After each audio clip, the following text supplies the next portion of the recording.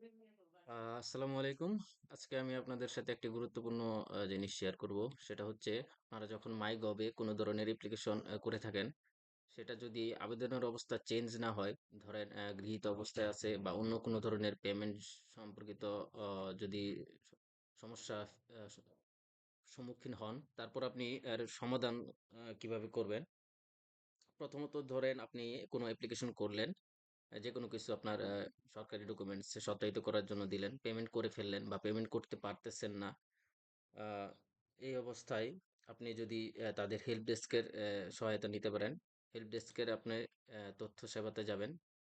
তথ্য সেবাতে যাওয়ার পর আপনি দেখবেন তাদের নাম্বার দেওয়া আছে 33302। এটা আপনারা কখনো ভুল করবেন না যে 33302 ৩ টা একসাথে একটা নাম্বার না এটা। আপনি যখন 333 তে ফোন করবেন, তারপর আপনার 0 তে প্রেস করবেন, তারপর আবার 2 তে প্রেস করবেন। তারপর তাদের সাথে যারা আপনার সহায়তা দেওয়ার জন্য আছেন, তাদের সাথে কথা বলতে পারবেন। আপনি আপনার যে সমস্যা আ ফেস করতেছেন শেয়ার করলে আপনারা অবশ্যই আশা করি সমাধান পেয়ে যাবেন। আর আমি যেই সমস্যার ফেস করতেছিলাম সেটা যদি একটু শেয়ার করি, আ বলে দিচ্ছি সেটা হচ্ছে আমি একটা অ্যাপ্লিকেশন করার পর আবেদনের অবস্থা সংরক্ষিত অবস্থায় ছিল। আমি কোনোভাবেই দপ্তরে দাখিল করতে পারতেছিলাম না। আ সেটার প্রধান কারণ ছিল হচ্ছে আপনার